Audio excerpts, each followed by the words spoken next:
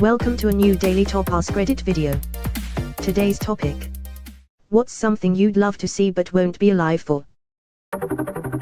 The cure for cancer. I have stage 4 colon cancer. Just this week we found out my wife is in stage 3 colon cancer. Fuck cancer.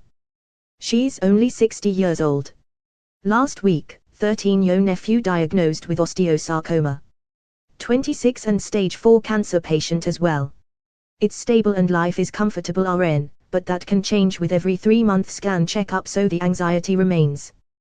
This is also my #1. How did you find out? I'm always worried the doctors would miss something and assume I'll be okay because I'm young. Betelgeuse being the most bright object in the night sky, fuck me for not being alive to see this. It's possible. It could blow tomorrow or in a million years, we just don't know for sure. Maybe it already did, but the light will take hundreds of years to reach our solar system. Humans leaving the solar system for the first time. It took Voyager 135 Earth years to leave the solar system. It travels at roughly 38,000 miles per hour. It's currently in its 43rd year of travel and is in interstellar space. This reads like it was written by Voyager bot. Good bot. A cure for type 1 diabetes. I've had it since I was 3. Edit: type 1 is an autoimmune disease that cannot be prevented. Type 2 is the one associated with diet and weight problems. But it's only 5 years away. Lol. I feel like I've been hearing that every day since I was like 7 or Mayo. My future hope would be that we would be able to clone organs, not whole bodies like in some movies, and because of ethical concerns. They can take your pancreas cell or a stem cell, fix the genetic defect, then grow a replacement pancreas. There is a company I work with directly called Bigfoot Biomedical that is on the cusp of making a fully artificial pancreas. The collision of the Milky Way and Andromeda galaxies. I will posthumously be hyped for Milkdromeda. Not me, I'm galactose intolerant. Humans becoming a type 1 civilization and Betelgeuse going supernova. Edit: well, I just woke up to see this comment explode. Thank you for the awards. Can someone explain what characterizes the types of civilization? Type 1 can harness the energy of an entire planet. We are currently about 0.7 on that scale. Type 2 can harness the energy of a star.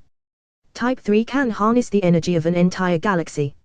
Each level is magnitudes of order above the previous, and also they vary on the size of the planet, star and galaxy. My own funeral. It would be interesting to observe. Just fake your death and get a fake mustache. Just don't be suspicious. Where different animals are going with the fact that many of them, especially crows, have officially entered the Stone Age. Crows have officially entered the Stone Age. Okay, so I was confused what you meant. Turns out crows use tools and pass this information down to younger generations. That's super cool. https://theconversatio.com. In like 50 years they will be driving little crow cars. Crows won't ever make it very far.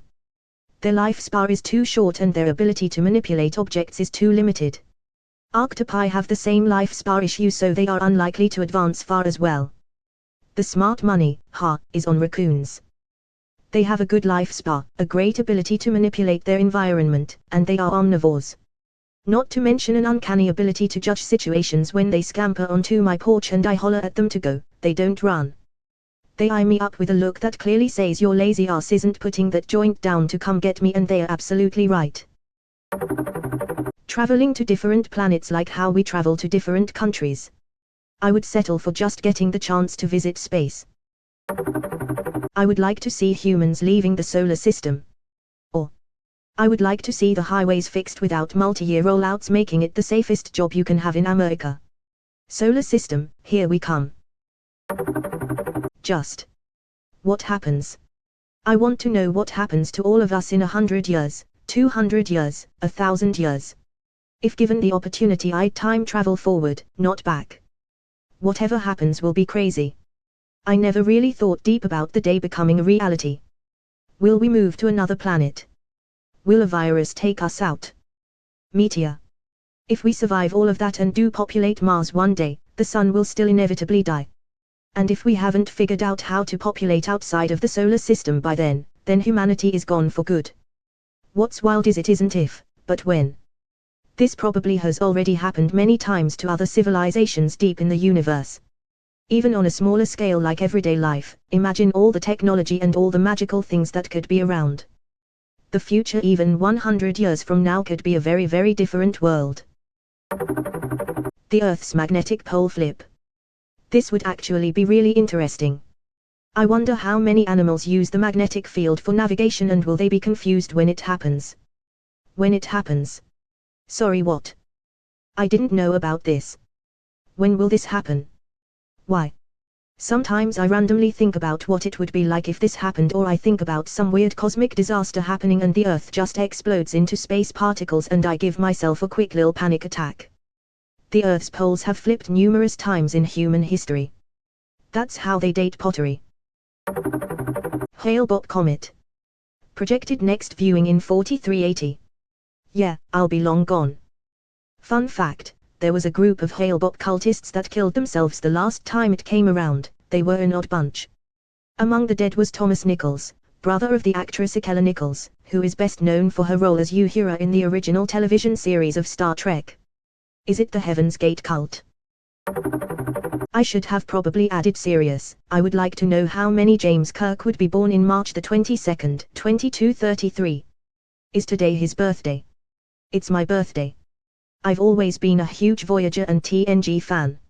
Obligatory edit. Thank you all for the birthday wishes. I did not expect any of this, lol. I have watched some Deep Space Nine. I think the last episode that I watched was where they accidentally triggered some Badgera uprising failsafe on Deep Space Nine that would detonate the station. To everyone else that had a birthday today, I hope you enjoyed it. Whoever the hell gave me an award, I appreciate it, but that wasn't necessary. Hope everybody has a good day. Happy birthday, and you have excellent taste in TV shows. I want to see the funeral for Queen Elizabeth and the coronation of the next king, but I'm starting to think it won't happen in my, or anyone else's, lifetime. Edit. Cool. My most upvoted comment ever is me wishing someone would die. Thanks for the silver. If she goes another 3 years 69 days, she'll be the longest reigning monarch in world history, beating Louis XIV of France, who became king at the age of 4. Edit. She is both the longest reigning and second longest reigning living monarch. Queen of UK, Australia, NZ and Canada for 69 years, but also Queen of Jamaica since 1962. To put things into perspective, she's been the monarch of Canada for approximately 45% of the country's history since Confederation. I'm not sure what shocks me more, the fact that she's been queen for so long, or the fact that Canada is still a baby compared to most of the world. Bullet trains in North America. California is burning $100 billion on a train that won't run all that fast for a big part of the route. We are in the early stages of planning one that goes from Edmonton to Calgary. It's supposed to allow us to travel between the two cities in about 40 minutes. I'm super excited for it. It will really bring our province together.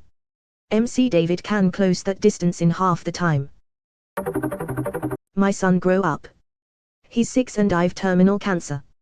Take videos, with details about you. Just loads and loads of details, it doesn't matter how mundane. This. I lost my dad when I was young. As an adult, I wonder how he liked his coffee. Did he think Bill Murray was funny? Did he like country music? Did he have high blood pressure? What do I check for family history on all those doctor forms? Was there a musician he couldn't stand? What was his favorite subject in school? Did he struggle with math, too? There's so many things I wonder. My wife was diagnosed with stage IIIC breast cancer in 2007, then in 2015 she was diagnosed with stage 4 metastatic breast cancer in her neck vertebrae, then again around 2017 into her lungs. Our kids were 6 and 3 at the time of initial diagnosis. I didn't just think she wouldn't be around to see them grow up, I knew she wouldn't. Here we are 14 years later. In fact, she had a 14 5-year survival rate and has made it 6 years stage 4. Herceptin, along with various other chemos, is what she credits with her survival. I don't know what kind of cancer you have, and I don't want to be one of those stupid well-meaning people who try to say something hopeful or rosy just to have something to say, but there may be a real chance that you have more time than you think, or even more time than you've been told. It is very painful, frightening and lonely to be in your situation. I hope you will live long enough to see your son grow up. Thank you for sharing your story with me. Honestly, stories like these always reassures me. Experimental proof if string theory is correct. Wait, which theory is this? String theory is that quarks, which make up atoms, are actually made by smaller particles called strings. These strings are kind of electric energy that crosses multiple dimensions, and as it does picks up attributes that lead it to be this or that. These strings resonate and an atomic particle is formed in our dimension. Edit. Thanks for the awards, kind strangers.